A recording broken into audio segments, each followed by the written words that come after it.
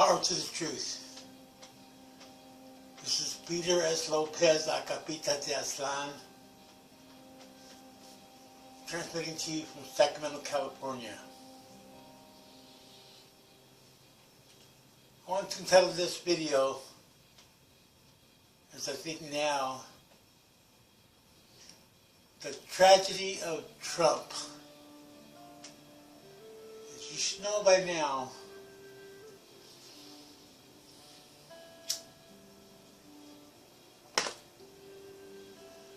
we have a billionaire psychopath in the White House. And how the hell did this happen? The elections of 2016 were wacky.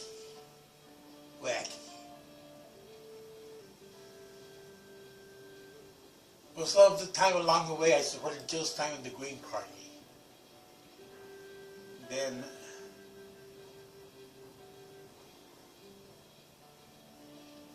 Bernie Sanders got a lot of support from people, and at one point Jill Stein was stupid enough to step down to have him take the lead, with the Green Party. But I don't even think he responded to that. That was stupid there. And the so-called left wing is broken. And a lot of progressives now, their shit's just stupid. You can't even say that they're ignorant. They're stupid. They're not seeing stuff, what's happening. Like activism. What the hell is an activist? A Nazi can be an activist. We need activists who are also analysts. A-N-A-L-Y-S-T-S, analysts. You can analyze the situation and look at the contradictions, look at the social forces involved, and recommend a good plan of action. So,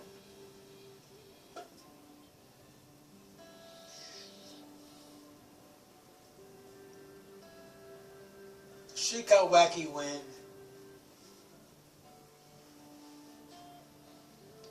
Hillary Clinton stole the Democratic primary nomination from Bernie Sanders. And he didn't really protest it as strong as he could have and should have. So he sold out. He was a fraud. And he ended up backing Hillary Clinton. At the time, Hillary was kind of gearing up towards the war with Russia. And so, in relation to her, I'm glad that Trump won. But now we have a billionaire psychopath in the White House. He kind of fell into that vacuum because the left wing is broken. Progressive liberals are too busy arguing with each other over bullshit. And through all this, they forget the needs of the people. Food, clothing, shelter, medical care, quality education. We need to have a new mindset. We need to have a reset away from just the two-party system of the Democratic and Republican Party into a multi-party system at least. And it's not going to happen overnight. And we can discuss whether the whole electoral politics is even relevant anymore. You know, Hillary won the popular vote in terms of actual voters. And Trump won the Electoral College, I think we should get rid of the Electoral College. It's just the way I see it, the way I want it. And the whole insanity between the left wing versus right wing is if it's all that simple. You've got people who are supposed to be progressive saying, oh, you shouldn't even vote, don't even vote. But then you're going to bitch afterwards. So, when Hillary Clinton stole the Democratic nomination from Bernie Sanders, that bummed me out there.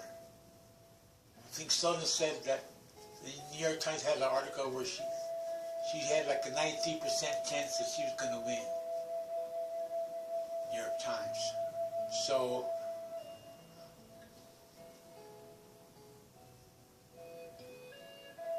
at this time, the American people were so bummed out by elections too. And America is still a white racist country. A lot of them were burned out behind the Black Lives Matter issue. A lot of white folks, they were being ignored by the media, by progressives, by liberals, by leftists. And so, like a bat out of hell, come election day, against predictions, Trump won the presidency, period. And the pastor system, I believe they wanted to have Hillary to win because she was more manageable. We can't, Trump can't be bought off. He's already a billionaire. He can't be bought off. What gets him high is power.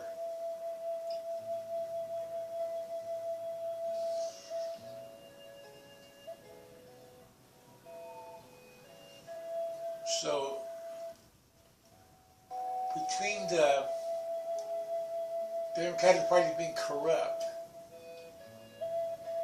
and the so-called left wing, progressive, the liberals, being scattered and divided with no strong third party, creates a big vacuum. The Democratic Party had been screwed up by Hillary.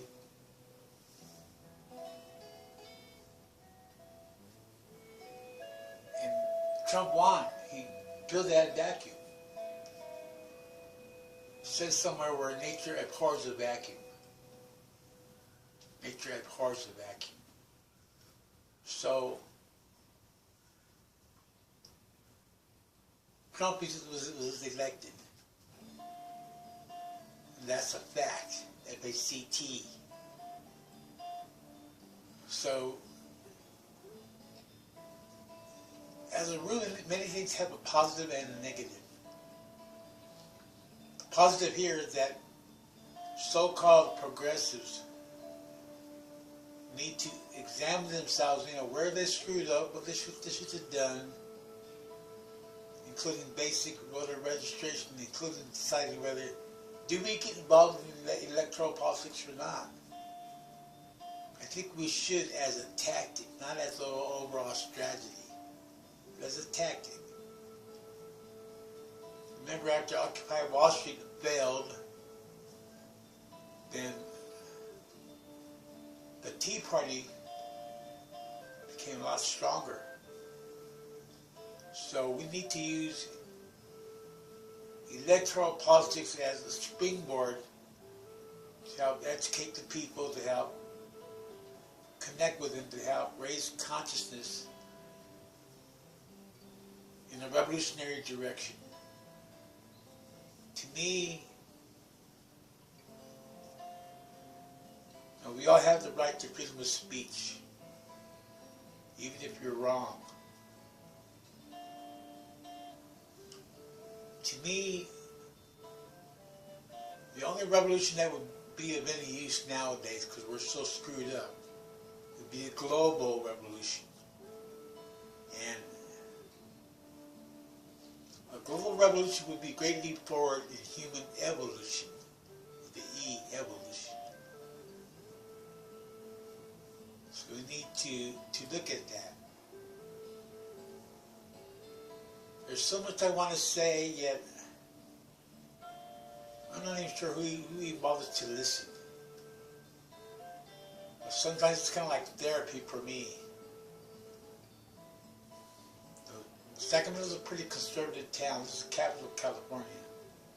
And it's not like Berkeley or not like Oakland, not like New York. Sacramento is the capital of California.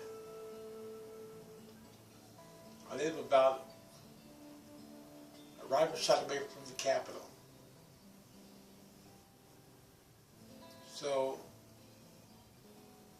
I try to look at the positive side of things instead of just all negative. The whole tragedy of Trump coming into the White House exposed how weak and divided activists were. Remember, Nazis can be activists. So not just activists, we need to be analysts. We need to analyze stuff and share our analysis. You know, discuss with each other. Don't come out with a you-know-it-all attitude, because you don't know it all. Just to believe.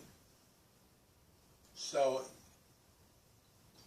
if we're even going to get involved in electoral politics, we need to see it as a tactic, to see the limitations of it, and see that the overriding focus to me should be raising mass consciousness. It always goes back to consciousness, because consciousness is a unified field. You can reach someone through their consciousness, and you may not be able to reach through direct contact. Of course, it's good to have face-to-face, eyeball-to-eyeball connection. So,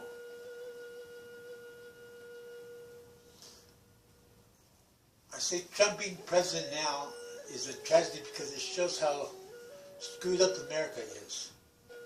The whole Muslim ban, the whole build the wall thing. Other countries look at America like we're fucking insane. You know, we lost a lot of respect that we had in the first place from the people of other countries. That maniac became president. Wasn't he a talk show guy or? You're fired. What an ego. And so, you can't look at anything as all negative or all positive. You gotta see the positive and the negative too. Yet I remember what Malcolm X said about the ballot or the bullet. You can Google that on YouTube. The ballot or the bullet, Malcolm X. So let's just use what we can. We have the power of the internet now. We didn't have that when I started out, like in the 60s. I remember we had a little newsletter. I had a mimeograph machine with stencils and ink all over us. And it was not like now where you just sit on your ass and just type up stuff and send it out to the world. Big deal. Especially when people are afraid to speak up, speak out. People are paranoid about the fascist pigs seeing what they're typing. How important do you think you really are? I think we often inflated egos where we think this is all that. Like, oh, the FBI's gonna see this shit. It's a paranoid sissy. Speak your truth. Speak out. Don't be a coward.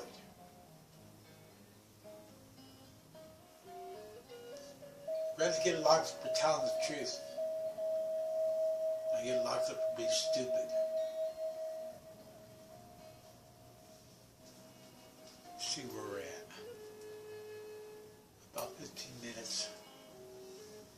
Well, I don't want to burn out your attention span. So close for now.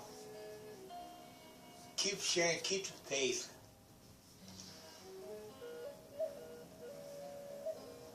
Keep your balls.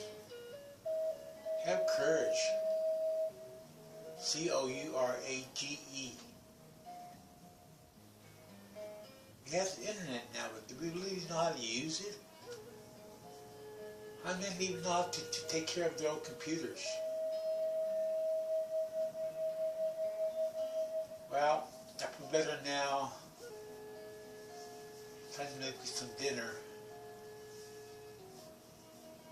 It's kind of late. Let me see. 8:18. Tomorrow's February 1st. Philosopher's Corner. Parts of the truth.